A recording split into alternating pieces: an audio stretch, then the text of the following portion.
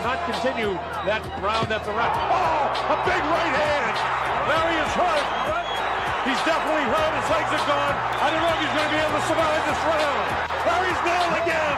Down he goes. Larry will not survive this round. He's trying to fight back with everything he has.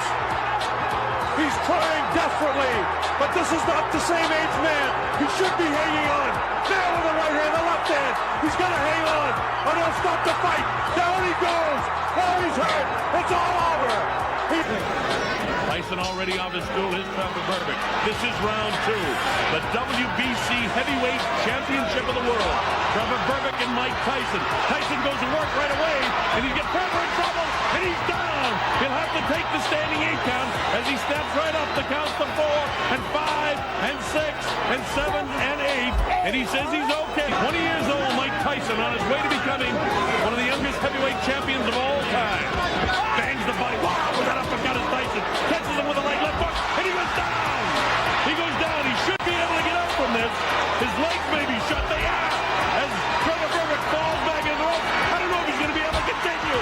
He's got the heart, but his body won't let him do what his mind wants to. And he's counted out.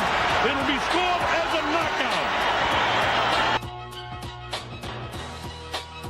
And he was successful against the guy that hadn't fought in a long time in Jerry Cooney. The right hand lands to the head of Mike's face. It's Tyson all the way here in round number 1. Vicious shots to the body. Nothing really heavy landing yet, but he's taking them. The uppercut. Body shot. Down goes Mike's face for the first time. The count is up to 4 and 5 and 6 and 7 and 8. That was a body shot that took him down.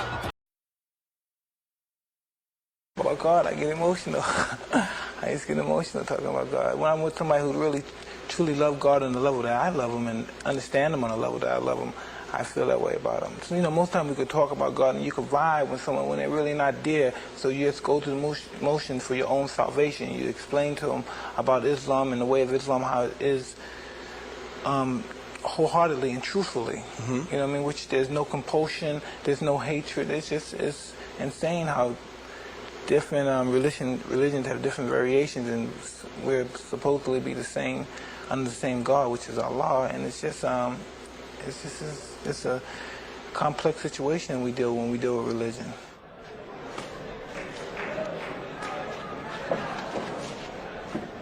His salvation, his understanding, he's enlightened me. Before I became a Muslim, I've known Muslims all my life. You know what I mean? But I never had any inclination of becoming a Muslim because I didn't think their conduct was, I thought it was all hypocritical. But then when you run into people, individuality allows people to act certain ways, and certain people conduct themselves in other ways, and certain people conduct themselves in ways that are different from that. And I was just saying, a Muslim is just your conduct. And when you conduct yourself Islamically, and only God can judge you. Basically, men judges men's action, God judges your heart.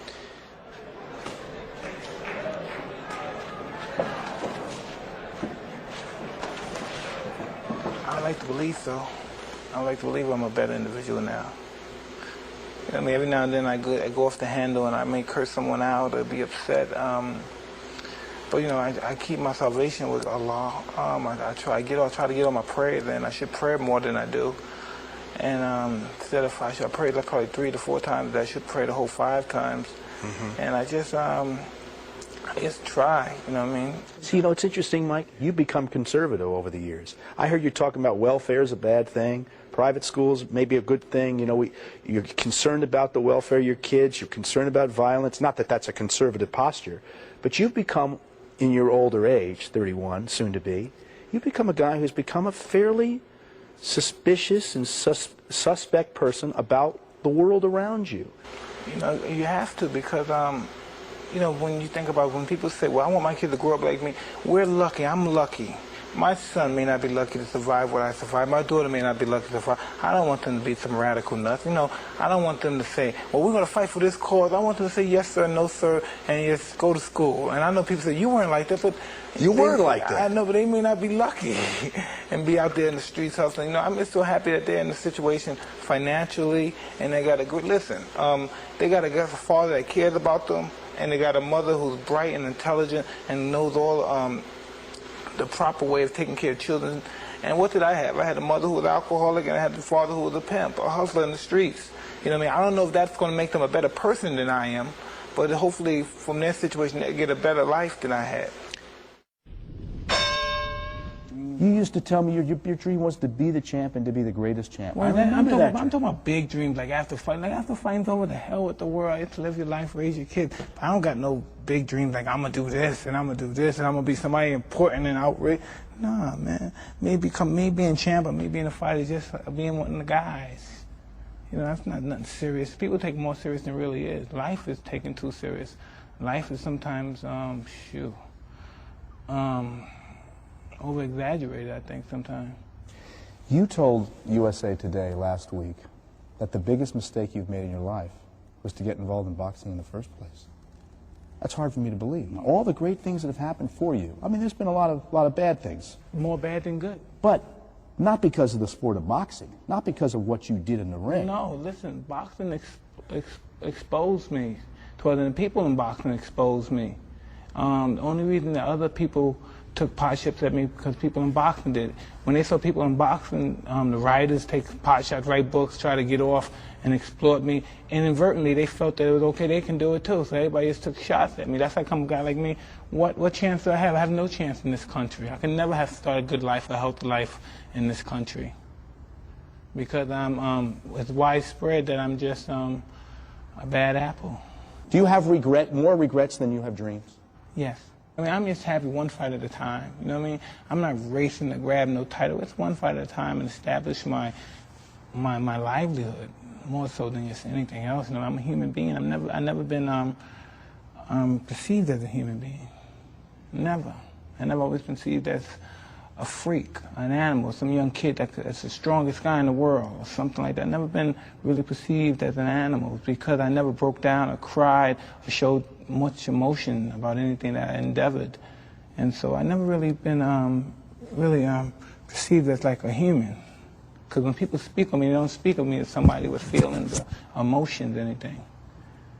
You got 4 kids, 5? 4. 4 kids. 4 kids, including a brand new baby. Yeah. 4 kids, brand new baby. What should they think of their daddy? That's important, what they think. No one else. It's not important what anyone, it's important what your kids think, what your wife think. What should they think of you? I don't know, they should, they all have different, me and my wife is 2 different, I really don't know my wife that well, understand her. And I'm sure she doesn't understand me because I'm so wishy-washy sometimes. And some people, that's their main objective, to sit down, to study their mate, and to know their every move for they can. I don't really care. Either you're with me or you're not. What do your kids talk to you about? What do you think? It's love. It's all about love. It's all about kisses, loves, taking them to Jeepers and taking them to little restaurants, feeding them, helping them with homework. You're just the daddy to them. Yeah, it's real simple. You would hope that they would someday get all the information and still admire you as their father. Because I don't know about all that stuff, if they're going to admire me or anything. But I know they're going to have the chance to be a good person. They're going to have all the opportunities.